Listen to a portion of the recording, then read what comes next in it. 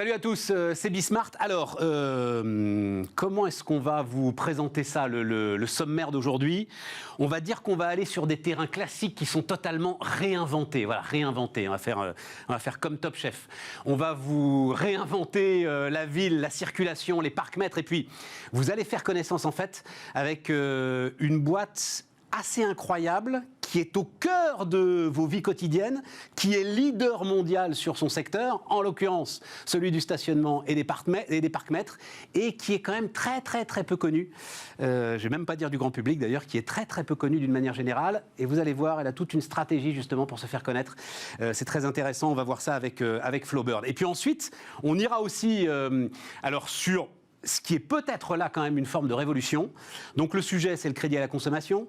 Dans ce secteur du crédit à la consommation, il y a le paiement fractionné, payé en 3 fois, en 4 fois, qui est en train aujourd'hui de prendre beaucoup d'importance. Ce paiement fractionné, jusqu'à présent, il était déclenché par les commerçants. C'est les commerçants qui vous proposaient de payer en 3 fois ou en 4 fois. Et bien là, grâce à une innovation d'une filiale de BPCE et d'Auchan d'ailleurs, c'est vous qui allez pouvoir déclencher vous-même le paiement fractionné sur n'importe lequel des biens que vous achetez. Voilà. Donc on va voir ça, on ira voir aussi Anthony Streicher, Achat Plus PME et ses relations avec la gendarmerie, et puis notre philosophe préféré, Gabriel Alperne. C'est parti, c'est Bismart. Donc on démarre avec Bertrand Barthélémy qui est avec nous, le CEO de Flowbird. Alors, on avait fait connaissance, Bertrand, il y a on ne sait plus il y a combien de temps d'ailleurs, ni vous ni moi. 4-5 ans. 4-5 ans, alors que la boîte s'appelait Parkeon. Et j'ai découvert, et franchement peu de gens le savaient, que vous étiez le leader mondial des parcs-mètres. Mondial, installé à Besançon, discret. Voilà. Vous m'expliquez tout ce que vous étiez en train de mettre au point en termes de... En gros, c'était ça, on peut le dire d'un mot, Bertrand. Le sujet, c'est pas qu'on paye pas le parc-mètre ou qu'on veut pas le payer. Si c'est simple, fluide, sans couture, comme disent les télécoms, à ce moment-là, on paye. Exactement. Et l'intérêt, c'est que ça permet de fluidifier la ville, de permettre aux commerçants d'avoir des clients qui trouvent une place pour se garer, pour rentrer dans leur magasin, aux habitants de trouver une place quand ils rentrent chez eux le soir, d'éviter les voitures qui restent pendant des heures ou des jours au même endroit. Et ça rend un service positif au quotidien. Oui, mais là où vous avez apporté énormément d'innovation, c'est qu'il y a une époque, il fallait des pièces. Enfin, c'était il n'y a pas si longtemps que ça, finalement, pour payer le parc-mètre. Et vous étiez comme ça, j'ai pas de pièces. Eh merde, tant pis, je prendrai la prune. Et donc... Maintenant, c'est arrivé sur notre portable. C'est-à-dire, maintenant, il faut vraiment y mettre de la mauvaise volonté pour ne pas payer le parc-mètre. C'est ça le truc, quand même. Exactement. Donc, ce qu'on a fait, c'est qu'on a commencé par mettre la carte bancaire. Ouais. Donc, la carte avec le code. Maintenant, on met la carte bancaire sans contact. Ça devient extrêmement simple. On a évidemment mis le téléphone. Donc, ça vous permet de payer avec votre application. Et d'ailleurs, je vous encourage de télécharger l'application Flowbird. On est le numéro 1 en France avec 210 villes. On va y aller, justement. Et donc, ça devient facile. Et puis, on est en train d'aller au-delà du stationnement. On essaye de vous rendre la vie facile, que vous preniez le bus, que vous preniez un vélo, que vous preniez votre voiture. On veut que tout ça s'enchaîne de façon extrêmement fluide, extrêmement simple, et que vous n'ayez pas à vous enregistrer à chaque fois. Vous voulez devenir une plateforme. Et nous sommes une plateforme. Ah, vous voulez devenir une plateforme. Vous voulez devenir une plateforme. Notre stratégie, c'est de le devenir. Donc, on a commencé à avoir de très belles références. Donc, par exemple, dans la principauté de Monaco, vous pouvez, avec l'application, prendre le bus, le vélo, le parking en souterrain. Il y a des gens qui prennent le bus à Monaco ? Bien sûr. Non, c'était une mauvaise plaisanterie. Et demain, on vous proposera même de rentrer au musée océanographique de Monaco avec l'application. Voilà. Alors, le truc, le sujet, c'est donc sortir du parc-mètre pour en fait être le service de mobilité de la ville. C'est ça que vous voulez faire. C'est exactement ça. Et au service de la ville. Ce que l'on veut, c'est offrir à la ville l'outil qui permet de rendre la mobilité et la mobilité plus écologique facile pour les habitants et pour les touristes. Vous savez, il y a un truc, mais ça, c'est la quadrature du cercle. C'est-à-dire, il y a quand même des institutions. Alors, on vit ici à Paris. Moi, il se trouve que je suis banlieusard, né à Paris, etc. Ça fait 30 ans qu'on attend le ticket unique. Quand je dis 30 ans, moi, j'ai grandi avec le RER. Ça fait 50 ans qu'on attend le ticket unique. Il ne vient pas. Vous êtes sur des intérêts contradictoires, des luttes de pouvoir entre la région, entre le département, entre la ville, entre les transports privés, les transports publics. Alors je vous rassure. Où est votre baguette magique Je vous rassure, il n'y a pas qu'à Paris ou en Ile-de-France qu'on Voilà. a ces difficultés d'intérêt ou d'aligner les différents acteurs, mais je reprends l'exemple de Monaco. À Monaco, vous avez le prince qui a décidé d'aligner tout le monde. Ben oui, mais il y a le prince à Monaco. Et ça fonctionne, mais vous allez à Milan, vous allez à Rome, c'est pas Monaco, et on a fait la même chose. Ah ouais. Et on arrive avec le même système à garer sa voiture, prendre un ticket de bus, rembourser par exemple les abonnements de transport public qui n'ont pas été utilisés pendant le Covid. La seule façon qui a été trouvée par la ville de Rome, c'est utiliser nos systèmes. Donc on rend tous ces types de services. Et la difficulté, autrefois, elle était technologique. Aujourd'hui, la technologie a fait suffisamment de progrès pour créer ces plateformes qui permettent de rendre simple la prise d'un moyen de transport et son paiement, sans avoir à se réenregistrer à chaque fois. Et la vraie difficulté, c'est ce que vous avez dit, c'est d'aligner les différents acteurs, les différents décideurs, parce qu'ils ont des objectifs ou des organisations qui peuvent être contradictoires. Parce que votre rêve, c'est aussi d'aligner les opérateurs privés qui font des trottinettes, par exemple. C'est d'aligner les opérateurs de VTC. C'est ce qu'on fait à Monaco. Par contre, notre objectif n'est pas de le faire à la place de tous ces opérateurs, bien sûr que non. Mais de faire que la ville puisse offrir cette plateforme et que les opérateurs se connectent sur cette plateforme de façon à ce que ce soit simple et fluide pour l'utilisateur final. Et donc vous, ça veut dire plateforme œcuménique. Exactement. Qui prend tous les systèmes. Et décidé par la ville et piloté par la ville. Et piloté par la ville. Et donc c'est pas le GAFA qui va décider comment la mobilité va être organisée sur un territoire. Ce sont les responsables politiques à qui nous apportons la solution technologique qui leur permet de prendre ces décisions et de définir eux-mêmes leurs objectifs politiques. Mais oui, parce qu'on est sur des données qui sont quand même nos données de circulation ultra précieuses. Enfin, en plus, on est identifié. Enfin, voilà. On a les données de circulation, on a l'identité, on a les coordonnées bancaires, on sait exactement ce que vous faites, à quel endroit, etc. Et donc, nous, notre engagement, c'est de dire à la ville, ces données, elles vous appartiennent, elles appartiennent aux utilisateurs, et nous, on ne les revendra jamais à personne. Et on vous le garantit. Et en sous-jacent, la petite menace, enfin la petite menace, je ne veux pas le dire comme ça, mais vous dites, si on ne le fait pas, nous ensemble là, Flowbird et les mairies, il y en a d'autres qui vont s'en occuper et la nature aura du vide, quoi. Exactement. Ouais. Et donc ce qu'on voit depuis qu'on s'est rencontrés il y a 5 ans, c'est que cette stratégie de plateforme, cette stratégie vers le logiciel, on l'a réussi année après année, on progresse. Le Covid, l'année dernière, on a été frappé comme tout le monde, et en 2021, grâce à tous ces logiciels, à tous ces moyens de paiement qu'on met à disposition des villes, et on est revenu déjà en 2021 au niveau auquel on était en 2019. Mais pourquoi vous êtes frappé? C'est-à-dire vous touchez une redevance sur chaque transaction? On est frappé parce que nos clients, qui sont les villes, ont été frappés, donc on réduit les investissements, ont arrêté de prendre un certain nombre de décisions, et donc tout a été gelé. Non, c'est effectivement très intéressant, d'où d'ailleurs... Alors, est-ce que c'est ça qui explique aussi le changement de nom et l'idée que... parce que Flowbird, je ne connaissais pas plus que Parkeon, il faut bien le dire. Hein. Exactement, donc le changement de nom, il illustre le fait que nous étions et nous restons un fabricant de matériel. Donc vous pouvez acheter votre ticket de TER en France sur un matériel Flowbird, vous pouvez acheter votre ticket de métro ou recharger votre passe Navigo sur un matériel Flowbird, ou le passe-passe dans la métropole européenne de Lille. Mais au-delà du matériel, on a rajouté tout un système de logiciels de paiement, donc en particulier le téléphone, les cartes bancaires et cette place de marché que vous avez au-dessus, qui permet de rendre la vie et la mobilité simple aux habitants et aux touristes. Ce qui me frappe à chaque fois que je vois des boîtes comme vous, Bertrand, une magnifique entreprise de taille intermédiaire, c'est qu'on est leader mondial. Donc on ne l'a pas dit, mais vous opérez... Alors c'est les parcs-mètres, j'imagine, 4350 villes. Les parcs-mètres et les logiciels. Donc par exemple en France... Mais par exemple ces plateformes, là, vous avez combien de villes aujourd'hui? On en a à peu près 500 dans le monde, dont 254 en France. Ouais, quand même. Mais sur lequel ne rentrent, mis à part Monaco, puisque Monaco, vous avez le prince, sur lequel ne rentrent que les opérateurs publics, ou il y a aussi des opérateurs privés à Rome et Milan, par exemple? Alors, à Rome et Milan, on a les opérateurs privés, et en France, ou en Angleterre, ou en Australie, ou au Canada, ou aux États-Unis, on s'occupe du stationnement, mais on s'occupe aussi du transport public. Et donc, la dernière innovation dans le transport public, c'est la capacité de monter dans un bus sans avoir à s'inscrire nulle part, et vous prenez votre carte bancaire sans contact, vous la mettez devant le valideur, pouf, c'est payé. Si vous êtes 2, vous présentez 2 fois, vous avez 2 tickets, et ça fonctionne. C'est génial. Et ça, on en a vendu 10 en France déjà dans la dernière année. Monaco tourne, Amiens tourne, on vient juste de gagner la ville de Toulouse. On est en train d'installer toute l'Irlande du Nord. Et c'est ce qu'on disait tout à l'heure, Bertrand, c'est-à-dire que le ROI, puisqu'il faut bien parler de ROI, le retour sur investissement, il est automatique. Si c'est facile de payer, alors évidemment, il y a des gens pour qui c'est cher, mais sinon, les transports publics, quand même, globalement, il y a énormément de gens pour qui c'est rien du tout, en fait.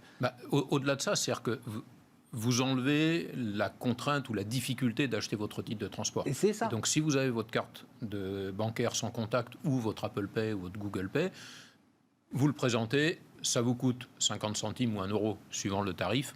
Et voilà. Mais vous devez avoir quelque part les gains de chiffre d'affaires justement bien sûr, amenés par vos équipements. Donc si je prends l'exemple de Édimbourg, où on fait ça, on s'aperçoit que 43% des gens qui prennent le bus maintenant à Édimbourg le prennent avec leur carte bancaire sans contact. Donc vous avez beaucoup moins de fraude d'un côté, et puis vous avez un coût pour la collectivité qui est beaucoup plus faible, parce que vous avez pu organiser le réseau de distribution. Mais en termes de revenus pour les transports d'Édimbourg, par exemple, c'est plus quelque chose C'est plus probablement entre 5 et 10%, quelque chose comme ça. Bah oui, c'est la personne un gain de 5 à 10% de chiffre d'affaires. Dites à un chef d'entreprise, on va vous mettre un truc, ça va vous faire gagner 10% de chiffre d'affaires. Je pense que personne ne le refuse. Hein. Voilà, exactement. Et puis, c'est complètement sans contact. Donc, ce qui vous bloque, c'est ce qui nous bloque, c'est les luttes de pouvoir. Ce qui bloque la mise en place, c'est la difficulté d'aligner différents niveaux d'organisation territoriale qui ont des objectifs et des contraintes qui peuvent être différents.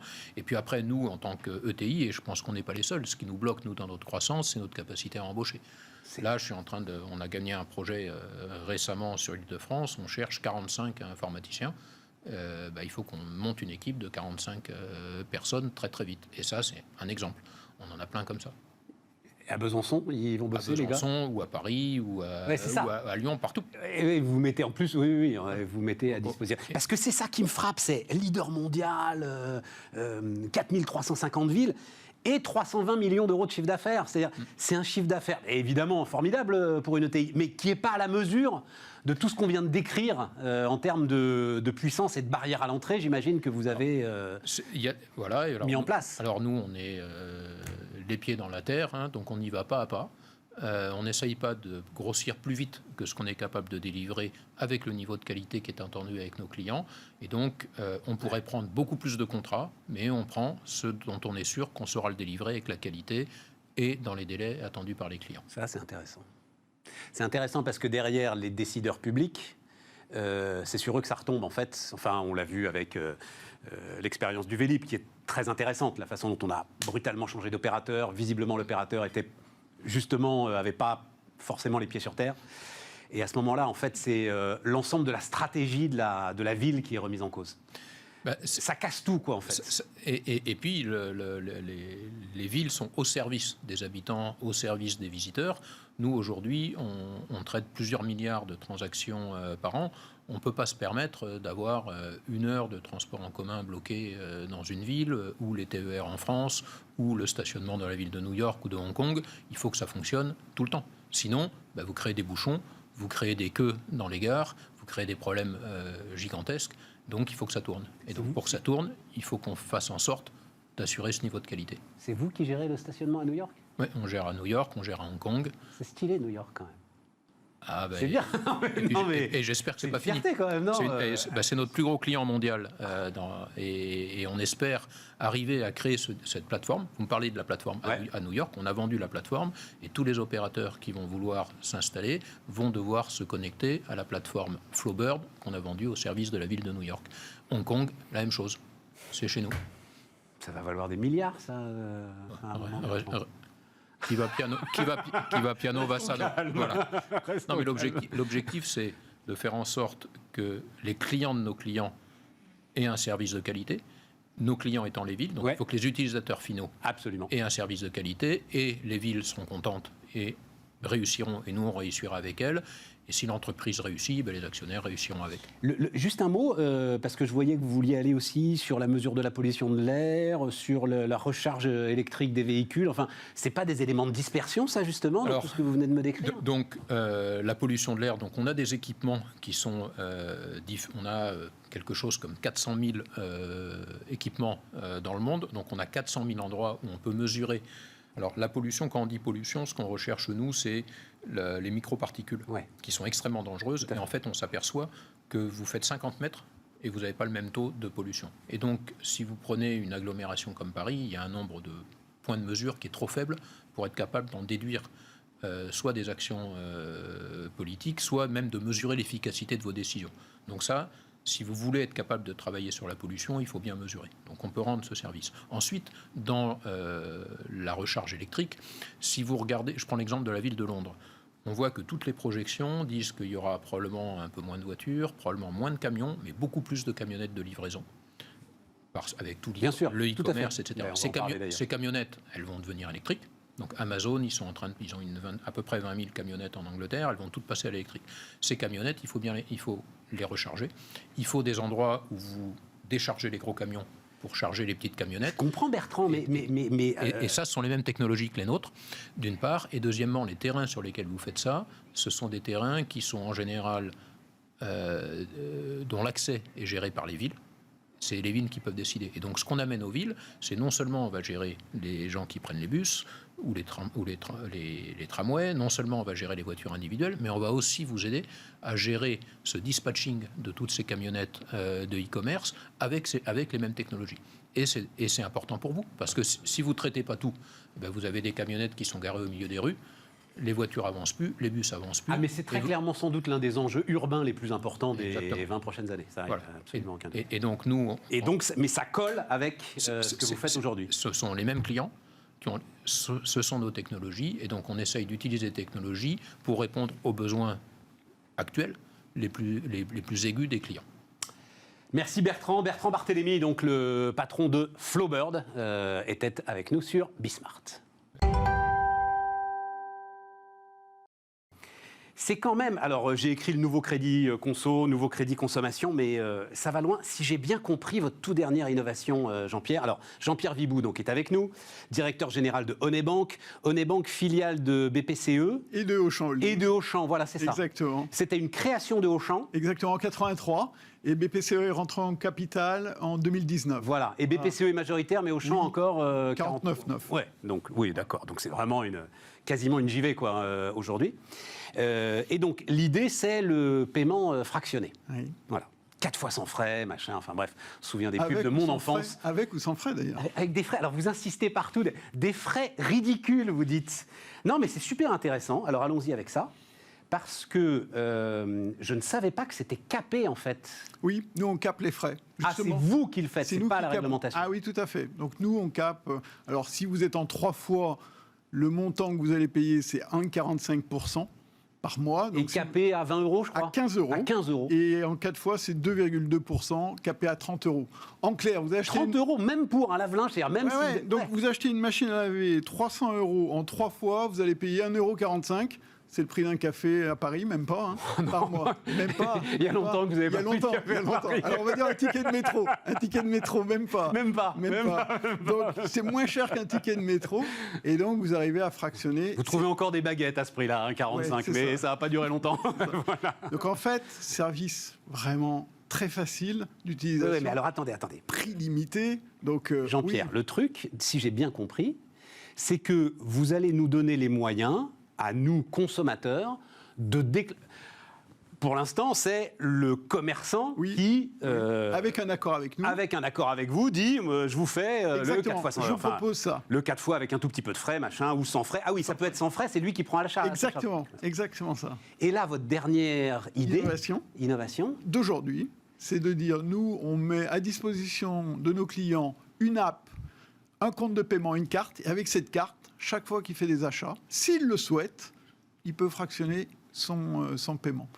Donc ça veut dire que vous payez directement le commerçant. Exactement. Et que vous prenez le risque du remboursement. Exactement. On fait toujours ça, de toute façon.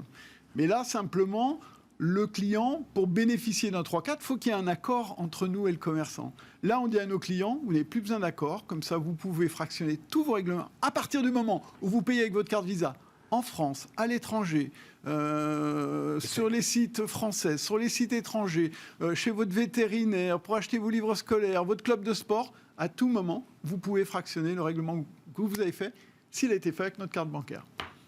C'est toujours intéressant quand les patrons donnent des exemples parce que ça en dit beaucoup sur votre vie, les vétérinaires et sur vos priorités à vous aujourd'hui. Non mais pourquoi, Stéphane? Pourquoi, Stéphane? Mais non, mais pourquoi? Crédit Conso, on ne pense pas aux vétérinaires. Aujourd'hui, on le voit bien, les grands e-commerçants ont tous une proposition de paiement fractionné.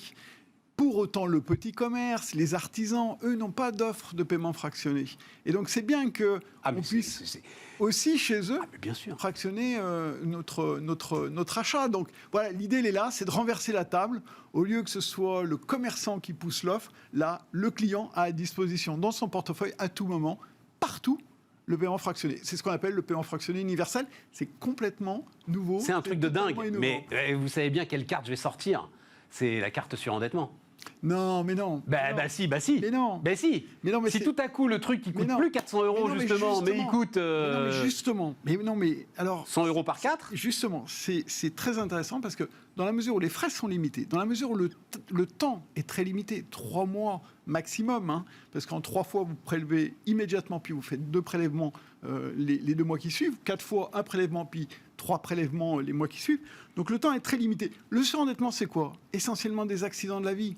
Sur des durées longues, sur des emprunts longs, où à un moment donné, vous pouviez rembourser un accident de la vie, une baisse de revenus, et vous ne pouvez plus rembourser. Là, sur une période de 3 mois, les accidents de la vie sont rares. Je vais vous dire, le taux d'impayé sur le paiement fractionné est le plus faible que oui, mais bien sûr, mais attendez, là, vous renversez la table. On renverse la table. Vous pouvez pas. Alors, on va en parler après, justement, avec notre philosophe. Se servir du passé pour essayer de prévenir l'avenir est souvent quelque chose de très dangereux, justement parce que vous renversez la table. Donc là, mais alors, qu'est-ce que vous faites? Vous tuez le crédit revolving? Alors, ça, c'est effectivement un bon point, parce que je pense que cette offre-là, c'est un bon substitut au crédit revolving, au crédit renouvelable. Avec des taux d'intérêt qui sont très élevés et qui, pour le coup, ont des durées beaucoup moins maîtrisées. Exactement. Et beaucoup moins de visibilité. Donc nous, on dit aux clients, reprenez le pouvoir sur votre budget. Sachez exactement ce que va vous coûter un crédit, parce que dans l'app, c'est exactement ce qui apparaît, le montant du crédit. Vous savez exactement quand ça commence, quand ça se termine. Je pense que c'est un bel outil contre le surendettement, justement. Mais alors, BPCE, ils sont... Pardon, je vais être un peu trivial, je ne trouve rien d'autre dans mon cerveau embrumé. Le cul entre deux chaises, quand même. Entre d'un côté, un crédit conso qui peut lui rapporter, et on sait que les banques vont chercher quand même partout aujourd'hui des marges, et qu'elles sont en train de s'effondrer partout, donc un crédit conso qui continue à lui rapporter des marges intéressantes, et puis qui débarquez avec vos non, mais je pense que 1,45 ou 2,2% comme nous, d'intérêt. Ils sont très intéressés pour répondre à des besoins clients. Les clients expriment ce besoin. Et d'ailleurs, l'offre, aujourd'hui on est leader en France, ouais. On lance l'offre dans tous les pays européens, on a le même succès partout. Donc c'est une vraie attente client. Et je pense que nos actionnaires, qu'ils soient distributeurs comme Auchan Holding ou banquiers, sont très intéressés d'avoir des offres qui répondent à un besoin client. C'est ça la vérité. Et pourquoi on progresse de 40 ou 50% chaque année sur ce produit-là? C'est parce que ça répond à un besoin marché. C'est tout. Et comme on le disait tout à l'heure, si vous vous en occupez pas, d'autres s'en occuperont pour vous. C'est toujours comme ça. C'est toujours comme ça. S'il y a une réelle demande du consommateur. Bien sûr. C'est toujours comme ça. Donc, alors effectivement, ah oui, autre point important par rapport au revolving de ce que vous dites, c'est que le crédit est affecté. Oui. C'est pas une somme d'argent qui tombe comme ça sur ton compte et que tu vas dépenser n'importe comment. Voilà, et le crédit affecté est beaucoup moins source de surendettement aussi, voilà. Parce que ça répond à un achat raisonné, à un besoin, et c'est pas pour couvrir d'autres règlements, d'autres crédits, c'est vraiment affecté à un produit. Donc, vous dites forte progression du truc. Donc, je regardais les chiffres. C'est quoi? C'est autour de 6 milliards d'euros d'encours, c'est ça? Ça vous va, Jean-Pierre, comme estimation? 6 milliards, c'est le marché du paiement fractionné aujourd'hui en France. Voilà, c'est ça. Nous, on fait à peu près 30%, on fait à peu près un paiement fractionné sur 3. Nous, on est très présents auprès des grands e-commerçants. Si vous prenez le top 50 des e-commerçants en France, il y en a 40% qui ont retenu notre solution. On est en train de se développer sur ce qu'on appelle la long tail, les plus petits commerçants, grâce à un onboarding très pratique. Et pourquoi on réussit aussi bien à progresser et à faire la différence par rapport à nos concurrents? Pour plusieurs raisons. D'abord, on est international. Et aujourd'hui, les distributeurs nous disent « Votre solution, elle est bien, mais moi, je la veux sur toute l'Europe. Je veux pouvoir m'intégrer qu'une seule fois, me plugger qu'une seule fois, avoir une solution unique pour tous les marchés européens, ce que l'on leur propose. » Et ce qui est aussi extrêmement important, c'est le taux d'acceptation. Parce que quand vous êtes commerçant, ce que vous voulez, c'est que lorsqu'on propose un paiement fractionné à un client, il puisse l'obtenir. Et nous, on a vraiment les meilleurs taux d'acceptation du marché. C'est pour ça qu'on remporte entre 8 et 9 appels d'offres sur 10 quand ils sont sur le marché. Mais taux d'acceptation, ça veut dire que vous prenez plus de risques? Non, ça veut dire qu'on cible mieux les clients. Ça veut dire quoi? Ça veut dire que ce qu'on appelle l'identification digitale et la lutte contre la fraude, nous, on a développé un savoir-faire pour justement nous assurer de qui prétend être derrière son écran lorsqu'il fait une commande, lorsqu'il fait un achat, puisqu'on garantit le paiement aux commerçants. Donc le risque, c'est vous qui le portez. Tout à l'heure, tout à fait. on le prend nous. Et donc ce savoir-faire qu'on a développé, qu'on met d'ailleurs à disposition de certains de nos concurrents, nous permet d'avoir les meilleurs taux d'acceptation du marché. C'est pour ça que vous nous retrouvez chez les plus grands e-commerçants. Mais pourquoi vous le mettez à disposition de vos concurrents? Parce que plus on a de données, plus on est pertinent. Et nous, on estime que la lutte contre la fraude, ce n'est pas un aspect concurrentiel. Il est important de partager ça. Et vous êtes aussi en phase, parce que pourquoi j'avais ce chiffre de 6 milliards d'euros, c'est qu'il faut le rapporter à l'encours total Crédit Conso qui est pas loin de 200 milliards. Oui, non, et donc ça veut dire que vous avez un boulevard en fait. Oui. Alors, vous êtes encore en phase d'évangélisation. Bien sûr. Voilà. Alors après, ce sont des encours très courts. Le Crédit Conso, qui est sur 10 mois, 15 mois, par rapport à la production, produit des encours beaucoup plus longs, vous voyez, beaucoup plus importants. Lorsque vous avez un crédit sur 3 mois, l'encours est très faible. Je comprends. D'accord. Donc, effectivement, la notion d'encours par rapport aux autres crédits conso est un peu à relativiser. D'accord, j'avais pas cette notion-là. Ah, en fait. Oui. Mais même si, les crédits conso. Du coup, c'est moins rentable. Oui, tout à fait. Mais les crédits conso maximum, c'est quoi? Ça dépend sur un véhicule. Ça peut aller jusqu'à 400. Là, vous pouvez avoir 4-5 ans. Quoi. Ouais, d'accord. Et vous pensez le marché, le potentiel du marché, c'est quoi? Doubler, tripler, x10? Aujourd'hui, le marché, il progresse entre 20 et 30% par an. Voilà. La réalité, elle est là. Donc, c'est un marché qui est effectivement intéressant et qui se développe fort.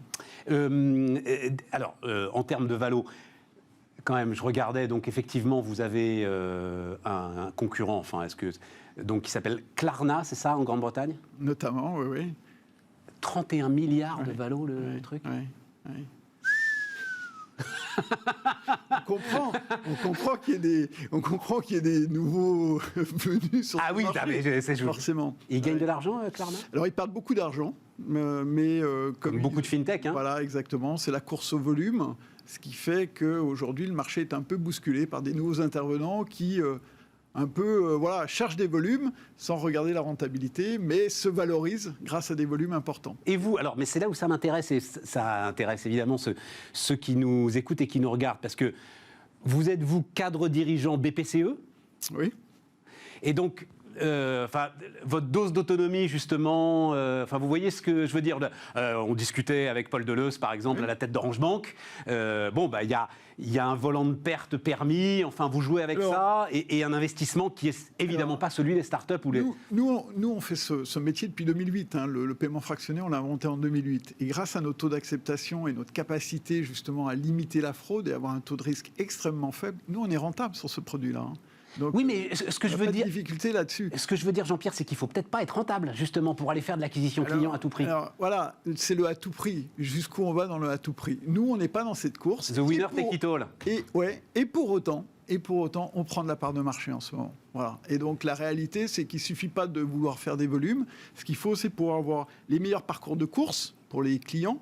Il faut pouvoir être omnicanal comme nous, c'est-à-dire que l'offre, ne pas seulement l'avoir sur Internet, mais aussi en magasin. Ouais. Parce que nos commerçants nous disent « Ok, votre offre, elle est super sur Internet, mais moi, je veux la même en magasin. » Et super fluide, j'ai pas le temps. Voilà. On les connaît, les commerçants. La capacité d'être dans le commerce physique, ça, les fintechs ne l'ont pas.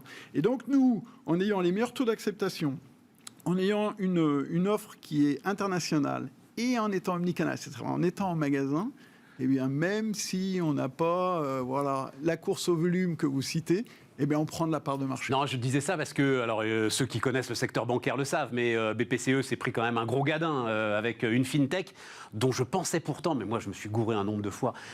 J'ai oublié son nom, dites donc. On ne parle pas de corde dans la maison d'un pendu, mais quand même, vous allez... Il est possible que vous parliez de Fidor. Voilà, Fidor, dont je pensais donc que c'était une fintech allemande, qui était en fait pratiquement un réseau social autour de l'argent, je ne me trompe pas. Donc je pensais que c'était un truc assez génial. Bon, et puis c'est avéré que non, ça n'a pas marché. ça fait de lourdes pertes. Non, ce que je veux dire, c'est que est-ce qu'on peut avancer prudemment sur une conquête de marché face à des acteurs comme ultra dynamiques comme Klarna? On n'est pas d'hier sur ce marché. On est depuis 2008. On a une présence internationale. Le métier, on le connaît. Donc, et encore une fois, on dégage de la rentabilité. Ouais, tout à fait. Nous, ce qui va nous intéresser, et c'est aussi pourquoi on sort Onet+, c'est d'ancrer la relation avec le client dans une durée longue. Parce que quand vous faites un paiement fractionné, vous rentrez, mais vous sortez aussi vite que vous êtes rentré quand vous êtes client. Vous avez raison. Au bout de 2 mois, 3 mois. Et donc, nous, ce qu'on souhaite, c'est transformer ce contact qu'on a avec nos clients. C'est 5 millions de clients en France qui utilisent ce service. C'est dire à ces 5 millions de clients, restez avec nous. Et puisque vous appréciez le paiement fractionné, on va vous le mettre à disposition pour l'ensemble de vos achats si vous le souhaitez. Donc vous voyez, on transforme aussi la relation et on essaye de l'ancrer dans une relation plus longue. Sans aucun lien avec un compte BPCE. Sans aucun lien avec un compte BPCE. Banque Populaire, Caisse d'épargne, pour ceux qui... Voilà, les marques commerciales. Bon, c'est très intéressant tout ça, très très intéressant. Et enfin, vous êtes les premiers au monde à faire ça? Oui, pour le coup, c'est complètement innovant. Mais on a été ceux qui ont inventé le paiement fractionné. Mais les Américains vont devenir fous avec cette histoire-là. Ils vont nous copier, on sait bien. Ouais, c'est ça. Bon, voilà, il n'y a pas de souci là-dessus. Mais voilà, nous, on souhaite rester innovant, on souhaite accompagner la transformation du commerce. On est né dans le commerce, nous on est né en 83 dans les magasins Auchan, donc voilà, cette fibre, cet ADN du commerce, on l'a, et donc on veut continuer à innover, garder un temps d'avance, parce qu'effectivement, et vous l'avez dit, on est copié. Ouais. On est copié. C'est très intéressant. Jean-Pierre Vibou, donc le directeur général de Onet Bank, était notre invité sur Bismart. On repart les amis, on repart avec Anthony Strecher qui est avec nous. Salut Anthony. Bonjour Stéphane. Le fondateur de Achat Plus PME. On se connaît depuis très longtemps Anthony. Puis il y a combien de temps que tu as fondé Achat Plus PME? Puisque je te connais depuis le début. Donc, Bah ouais, au final on est toujours là, je crois, un peu grâce à toi quand même. Oh non, mais arrête, mais il faut arrêter ça les mecs. Allez. Et donc il y a combien de temps? On a créé notre boîte avec Laurent en 2 janvier 2010, dans un 20 mètres carrés à monter nos bureaux. Et donc cette idée que la puissance d'achat en fait qu'ont les grands groupes, on pouvait la donner aux PME en mutualisant les achats. Bah c'est ça, aujourd'hui on représente 26 000 entreprises adhérentes en France. J'ai 31 personnes qui travaillent au quotidien pour ça dans mon entreprise. Donc on est passé de 2 personnes à 31 et 26 000 clients adhérents à travers la France. Mais je respirais plus. Parce que tu as quand même 3 700 000 clients potentiels. Ah oui. oui. Et qu'est-ce qui les freine en fait de rentrer dans cette mutualisation? Qu'est-ce qui freine? Au final, c'est déjà, il y a toujours cette difficulté, la peur de l'arnaque. Se dire, je suis toujours plus intelligent, je suis plus intelligent tout seul. Et puis, quand on est chef d'entreprise, on a tellement de sujets à voir au quotidien qu'à un moment donné, on reste un peu la tête dans le guidon, un peu l'autruche, on est focus. Et on oublie qu'on peut gagner de l'argent, on peut gagner du temps en mutualisation, en traitant, et je dirais, en laissant faire des choses qu'on n'a pas envie de faire sur les services généraux, sur l'achat de véhicules, sur l'intérim, ce genre de choses, se dire, je file à quelqu'un d'autre de gérer ça par l'effet de volume, ça va me faire gagner du temps, ça va me faire gagner de l'argent. Alors aujourd'hui, dire oui, on n'est que à 26 000 entreprises adhérentes en France, ça commence déjà à peser. Oui, non, on a des objectifs de développement et de structuration pour... notre objectif, c'est d'arriver à atteindre au moins 300 000. C'est ça notre objectif qu'on a associé. Voilà, ça me paraît raisonnable. Voilà. Et on se bat au quotidien pour y arriver, la transformation digitale, tout ça. Mais Anthony, on est à l'heure des marketplaces, là. Ça y est, c'est en train de se développer partout. On a reçu ici Miracle qui monte des marketplaces pour les grandes entreprises. Amazon Business est une sorte de marketplace géante. Et finalement, toi, tu as inventé les marketplaces avant les marketplaces. Alors, Achat Plus PME, c'est une marketplace. C'est pas une marketplace, c'est une offre concurrentielle. Et vous savez quel est mon premier concurrent, au final, c'est Amazon Business. Mais c'est ça. Et nos fournisseurs partenaires, et pour beaucoup qui ont pris conscience de cette problématique, même pour eux, pour leur métier, en disant, vous, les entreprises de mutualisation d'achat Plus PME, vous êtes une offre concurrentielle, alternative à ce qu'est en train de faire Amazon Business. Donc effectivement, on a un effet de pivot et d'accompagnement, parce que ce que ne fait pas Amazon Business, l'accompagnement des chefs d'entreprise, l'optimisation de leurs achats... Mais ils ne te conseillent pas du tout Amazon Business. Voilà. Tu vas juste, à la limite, avec un esprit un peu moutonnier en disant c'est là que ce sera le moins cher, c'est pas la peine de chercher ailleurs. Et on a certains fournisseurs partenaires qui, aujourd'hui, on audite, quand on accompagne nos adhérents, on se rend compte que de plus en plus de petites entreprises achètent chez Amazon. Et des fois, pas que de la cartouche ou ce genre de choses. Attends, mon pote, mais je peux témoigner, ils font un démarchage, mais de dingue. Et on a même des électriciens des plombiers qui commencent à acheter de la matière première, des colliers, des câbles et tout, sur Amazon Business. Donc il y a un vrai sujet. Et donc on est une offre alternative où on va jamais se battre contre Amazon. Hein. Moi, je ne suis que achat plus PME. Par contre, on offre quelque chose qu'ils ne font pas. Voilà. Donc, c'est là où on est différent. Ouais, c'est ça. On se positionne et beaucoup de fournisseurs partenaires commencent à se rendre compte qu'effectivement, cette vague, elle arrive. Il va falloir se positionner différemment et offrir autre chose que juste un produit sur une marketplace. La marketplace unique toute seule. Nous, on fait du digital. On a l'accompagnement avec des API qui permettent à l'adhérent de suivre ses achats, de suivre ses économies sur son ordinateur, sur son téléphone. Il a ses fiches conseils. Il a vraiment un suivi par rapport à ça là-dessus, ce que ne propose pas une marketplace. Mais en même temps, ces mêmes adhérents, il y a un truc qu'on fait depuis 3 ans. Tu sais, c'est quoi ? C'est un catalogue papier. On le fait aussi, on envoie un catalogue mais non, mais papier. c'est fini. Leclerc arrête, Carrefour arrête. Eh ben nous, pour les chefs d'entreprise, pour les entreprises, les artisans, les TPE, les PME, Le mec, là, en buvant son le café. catalogue, les fiches des fournisseurs, Oh non. eh ben ouais, plus 20%. Non. Oh, c'est dingue. Ça reste, et ce qu'on appelle, alors nous, ce qu'on a découvert des mots, de façon de non chez l'entreprise, on apprend plein de mots, on a appris qu'on faisait de l'omnicanal, c'est-à-dire qu'on accompagne les gens au téléphone, on les accompagne physiquement, on a du digital, des API, on accompagne aussi papier. Et oui, et on utilise tous les segments d'animation d'un adhérent. Mais ça va poser un problème à ton bilan carbone et tout ça, là, si tu fais du papier, là. Alors aujourd'hui, on a trouvé des imprimeurs, on a essayé de beaucoup travailler là-dessus. C'est un budget, c'est pas encore résolu parce qu'à un moment donné, il faut des camions, il faut transporter. Oui, et puis il faut de l'encre, il faut imprimer. faut de l'encre, et donc on l'envoie à plus de 30 000 exemplaires. Oh, c'est dingue. J'adore. Non, mais c'est très intéressant parce que dans énormément de domaines, on va trop vite, en fait. C'est-à-dire, on croit que tout le monde suit le rythme d'une économie qui fonce. Et il y a des gens qui n'ont pas envie de suivre. 98% des entreprises en France, c'est des entreprises de moins de 3 salariés. Le commerçant de proximité, l'artisan, le patron. Justement, tu peux te dire, le gars, il n'a pas le temps de feuilleter un catalogue, quand même. Si, en fin de compte, c'est quelque chose de papier qu'il a à côté de lui. Il a son boulot. Et il attend un coup de fil, il va acheter un coup d'œil. C'est ça. Mais je me souviens de Michel-Édouard Leclerc, mais il y a très peu de temps, là, c'était sûr, parce que c'est en train de venir aussi, on arrête les tickets de caisse, tu sais. Et il lui disait, mais non, j'ai trop de clients qui en ont besoin. J'ai trop de clients qui veulent tout recompter au centime près, et pour qui c'est important. Il ne faut pas aller trop vite. Bon alors, attends, d'abord, on va projeter magnifique photo. Magnifique photo, la regarde pas, tu la connais par cœur. Donc de Anthony à la gendarmerie, tout va bien.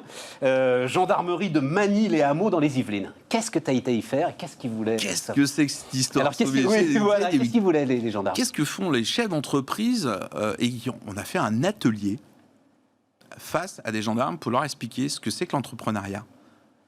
Comment on fonctionne, nous, c'est quoi nos codes, c'est quoi nos priorités.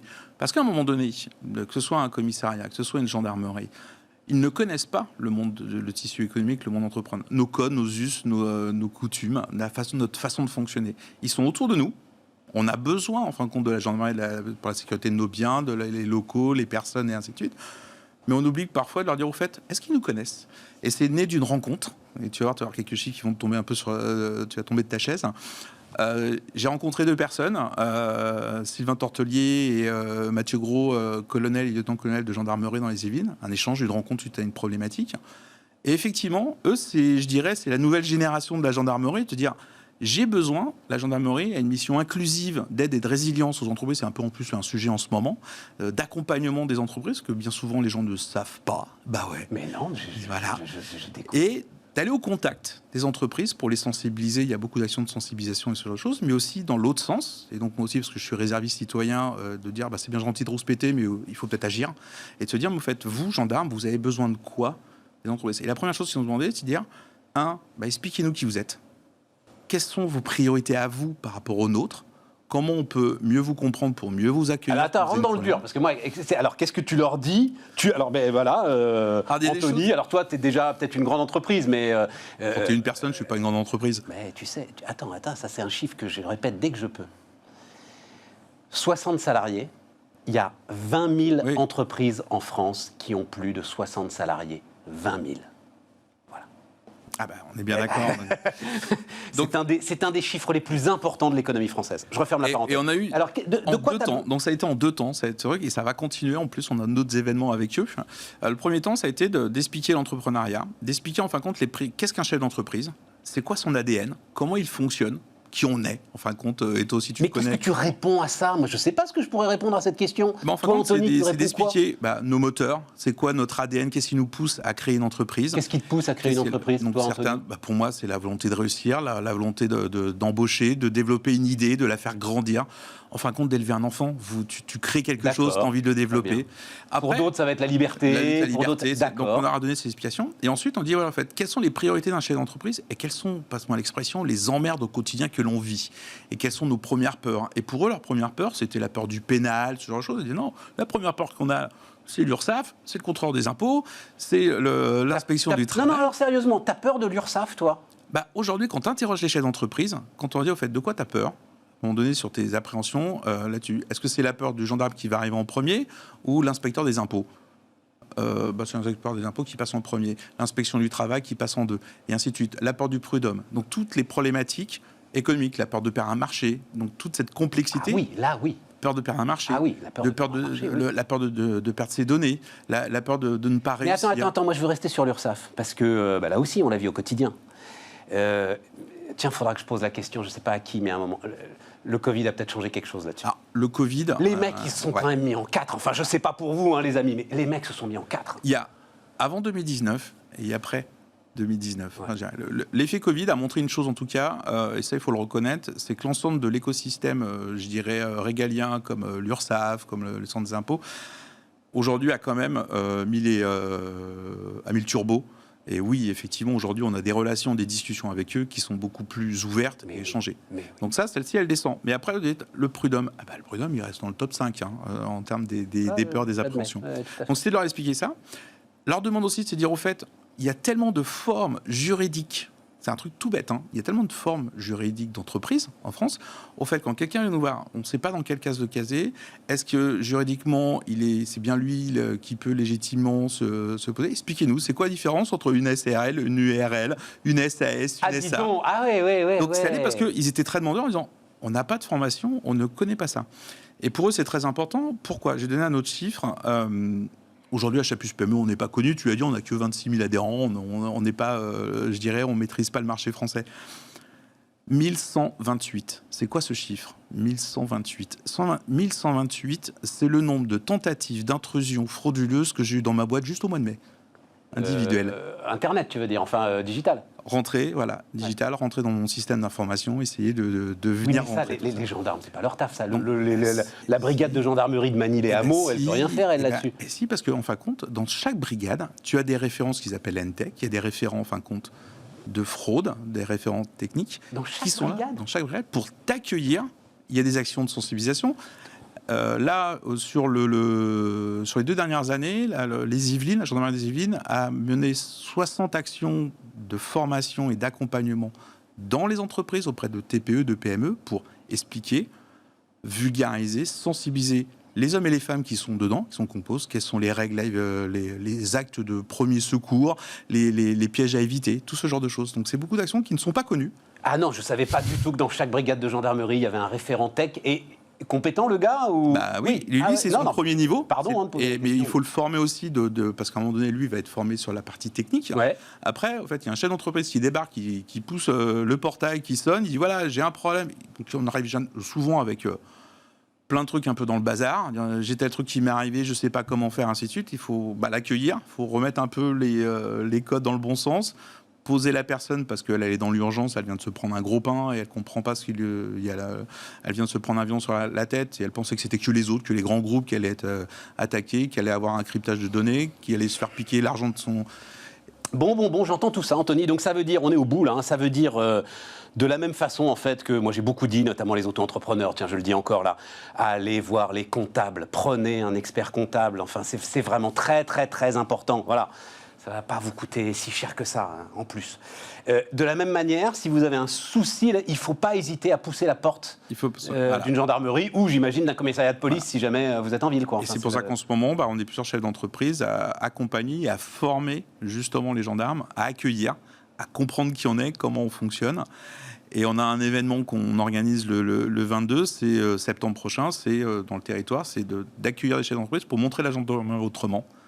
et de montrer ce qu'elle n'est pas, ce qu'elle est, et justement ce qu'elle n'est pas. Bon, on s'en reparlera à ce moment-là, tiens. Puis, tiens, tu voulais me faire venir un gendarme avec toi, puis là, on est dans le one-to-one. Mais en septembre, comme on changera un petit peu de formule, à ce moment-là, on pourra faire ça. On aura des belles personnes du GIGN en plus. Non, moi je veux pas le GIGN. Mais non, pas le GIGN. Mais non, moi je veux la brigade de. C'est ça qui m'intéresse, même les hameaux, tu vois. Les gendarmes du quotidien avec les entrepreneurs du quotidien. C'est ce que je t'explique, c'est que le GIGN avec le GIGN, c'est ce que les gens connaissent, comprennent. Le GIGN, le rond-point, le contrôle de routier classique. Et puis il y a l'activité au quotidien dans toutes les brigades de France, qui est du boulot au quotidien de face à face et de contact. Anthony Streicher, donc achat plus PME avec nous sur Bismart. Merci. On termine les amis, on termine avec Gabriel Alperne. Bonjour Gabriel. Bonjour Stéphane. Philosophe qui vient nous voir régulièrement, qui théorise sur l'hybridation. Tout est hybride, voilà, absolument tout. Même, on avait souri ensemble, on est encore un peu dans l'ambiance équipe de France. Tiens, mais j'y pensais pas. Alors, je ne sais pas si tu suis ça dans le détail. Bon, on est un certain nombre de millions à avoir suivi ça dans le détail. Il s'est pris les pieds dans son hybridation. Il y avait eu un titre, je crois que c'était le quotidien L'Équipe, sur un dispositif tactique mis en place par l'équipe de France lors du premier match, qui était, je ne vais pas vous refaire le dispositif tactique, mais il était hybride. Et donc j'avais envoyé ça à Gabriel en disant « T'as raison, tout est hybride, tout est hybridé ». Sauf que, c'est l'analyse quand même qui est faite par les experts de notre défaite contre la Suisse, il s'est pris les pieds dans le tapis en fait. Les joueurs étaient perdus. L'hybridation, c'est vachement intéressant, Gabriel. Il va falloir que tu regardes ça. Oui, alors j'avoue que je ne suis pas une spécialiste de ce domaine-là. Mais en revanche, je pense que tu as connu des situations dans l'ensemble de tes enquêtes sur les centaures et sur les hybridations, où à un moment, l'hybridation décidée au sommet perd l'ensemble de ceux qui avaient l'habitude de faire leur job et qui ne savent plus où ils doivent se mettre dans l'organisation. Alors, oui, mais de ce fait, dans ce cas-là, on n'est plus dans de l'hybridation, on est dans de la juxtaposition. C'est-à-dire qu'en fait, c'est quelque chose qui est du coup décidé. Alors, reprenons l'exemple, un exemple qui nous plaît à tous les deux énormément, qui est ce mot de distriration. Comment est-ce que, et c'est notamment la distribution, les moyennes surfaces dans les grandes villes, se sont mis à mettre des tables, des chaises et à faire restaurants et restauration. En fait, à se transformer en social places. Voilà, social places. Bon, mais là, il y a des gens au sein de cet ensemble de ces grandes marques, de ces grands acteurs de la distribution, dont le métier est totalement transformé. Donc il faut l'accompagner énormément. Oui, mais alors pour le coup, ce qui est intéressant, c'est que pour avoir discuté avec un certain nombre de chefs d'entreprise, donc de la grande distribution, pour essayer de comprendre, mais est-ce que ça a été difficilement vécu en interne ou pas. Mais en fait, ce qui est intéressant, c'est que pour la plupart des salariés, il y avait une évidence finalement à ce que un magasin, par exemple, de la grande distribution, puisse proposer, enfin, au milieu du magasin, par exemple, une sorte de cabine de coworking, ou alors, voire, ça c'est en train d'être expérimenté, une cabine médicale. Alors ça, on se dit, une cabine médicale dans un centre commercial, quel est le lien ? C'est ça l'hybridation, c'est le mariage improbable. Et bien, ce qui est intéressant, c'est que ça marche très bien. Et on voit bien d'ailleurs là avec tout le sujet sur les vaccins, le fait qu'il y ait des vaccinodromes qui commencent à être installés au sein des centres commerciaux, ben on sent que petit à petit ça commence à venir. C'est-à-dire qu'il faut venir, enfin il faut mettre les choses là où sont les gens, enfin là où viennent les gens. Il faut mettre les choses là où sont les gens, il faut mettre de l'art, il faut mettre de la médecine. Oui, mais le point important que tu mets en avant, c'est il faut que dans l'organisation, ce soit presque en fait déjà anticipé par tout le monde. Oui, mais ce qui est intéressant, c'est que je dirais que ça rajoute du sens. C'est-à-dire que un centre commercial, ça n'est plus un lieu où on vend, on achète des choses, mais c'est un lieu où l'on peut se cultiver, où l'on peut partager des choses, où l'on peut voir des choses artistiques. J'ai vu qu'il y a même un Picasso qui a été mis dans un centre commercial là, récemment, ou alors des chants d'opéra qui ont été mis. Oui, tu nous avais raconté ça la dernière fois. Oui, mais c'est intéressant parce que... ça devient lieu de vie à ce moment-là. Exactement. Mais attends, Gabriel. Et donc ça apporte du sens à ceux qui y travaillent. Ça n'est plus un lieu seulement où on vend, on achète, mais ça devient un lieu de vie. Oui, mais ta chronique du jour, c'est de nous dire qu'il ne faut plus de sens, justement. Non. Sens. Attention. Voilà. Non, je n'ai pas dit ça. J'ai dit finissons-en avec la cohérence. Et tout le sujet est là. Je dirais que partout, on entend partout cette phrase-là. Alors, on a perdu le sens. Voilà, il n'y a plus de sens. Voilà. Oui, mais ça, voilà. Le problème, les jeunes générations sont en recherche de sens, comme exactement. Si nous. Oui, mais le problème, c'est que si on ne le trouve pas ou si on ne le trouve plus, c'est qu'on ne cherche pas là où il est. C'est-à-dire qu'on cherche dans le passé. Et à mon sens, si on cherche le sens dans le passé, on est fichu. déjà, par exemple, en termes un décideur public qui va sans cesse justifier ses politiques publiques par l'histoire passée, c'est pas comme ça qu'il va donner aux citoyens le goût de l'avenir. De la même manière, un chef d'entreprise qui va sans cesse justifier sa stratégie de communication, sa stratégie d'innovation, sa communication, son identité visuelle, sa raison d'être, que sais-je, en étant toujours attaché avec le passé. Je veux dire, encore une fois, là, il se coupe de l'avenir. Il est emprisonné dans le passé. Et avec cette idée de finissons-en avec la cohérence, en fait, ce que je veux dire, c'est que arrêtons de considérer le passé, arrêtons de faire du passé une grille de lecture du présent et du futur. Arrêtons de penser que... arrêtons de justifier nos décisions passées, présentes et futures par nos décisions passées. Sinon, on est sans cesse enfermé dans le passé. Je veux dire, ça marche à l'échelle d'un être humain, parce que sinon, on change jamais de vie. Le passé n'est pas une grille de lecture du présent, mais je pense complètement l'inverse. Pardon, on va faire de la discussion, on va faire de la philosophie de comptoir. Le présent n'est que le produit du passé, Gabriel. Forcément. Le présent est composé de ce que le passé a construit. Alors oui, mais le sens de tout ça, il faut aller le chercher dans l'avenir. Encore une fois, c'est l'avenir qui donne du sens à ce que je suis en train de faire. On est au bord du Pierre Dac quand même. Hein. oui, je comprends. J'aimerais en tout cas faire un lien toujours avec le sujet plus politique, parce qu'il y a un lien, les entreprises comprendront la métaphore. Comme tu sais, j'ai passé un certain nombre d'années en cabinet ministériel. J'étais plume. Et ce qui m'a beaucoup frappé, c'est que la plupart de mes camarades de jeu plumes dans les autres cabinets étaient des historiens. Et de ce fait, tous les discours politiques, lorsqu'il fallait décrire une politique publique ou une nouvelle loi, c'était toujours en lien avec le passé. C'est-à-dire que la politique publique, la loi, prenait du sens seulement parce qu'elle était légitimée par le passé. Mais je ne vois pas en quoi le passé donne de la légitimité à quoi que ce soit. Si on fait une loi, je sais pas, par exemple sur le sujet VTC, taxi, mobilité, c'est pas parce que on va pas justifier ça à travers l'histoire des taxis, à travers les âges. On s'en fiche. Le sujet, c'est aujourd'hui et demain. Comment est-ce qu'on pense la mobilité de demain ? C'est ça le sujet. En fait, là où tu marques un point, c'est que, reprenons cette histoire de taxi. En fait, on l'a justifié, ou plutôt on a justifié de serrer la vis au VTC par le passé. Et en fait, là, tu as parlé de moi, c'est une forme de fainéantise. Oui. Voilà. Et de l'acheter aussi. Et de l'acheter, voilà, de l'acheter. De l'acheter. Je pense que, alors, si on va dire oui, mais alors du coup quoi, il ne faut pas être fidèle au passé, eh ben non. C'est-à-dire que non. En fait, le message que je veux faire passer à travers Finissons-en avec la cohérence, c'est libérons-nous du passé. Et en vertu de ça, là, on va pouvoir changer de métier, changer de vie, peut-être changer de stratégie. Là, avec le Covid, on a bien vu qu'un certain nombre de chefs d'entreprise, de secteurs, étaient mis au pied du mur. Ah, tout à fait. Et donc, si une entreprise dit sans cesse « c'est pas mon métier, on a toujours fait comme ça », c'est pas dans la culture de mon entreprise. Ça, en fait, ce sont des phrases d'une entreprise ou d'un secteur qui est enfermé dans le passé et donc qui n'est pas prêt à s'inscrire dans l'avenir. Et ça, c'est terriblement dangereux. Je vais prendre un exemple. Dans le domaine de l'édition, je pense qu'il y a vraiment quelque chose à faire. C'est-à-dire que si un éditeur dit « Ah ben non, moi mon métier c'est de publier des livres », voilà. Je pense que c'est vraiment dommage.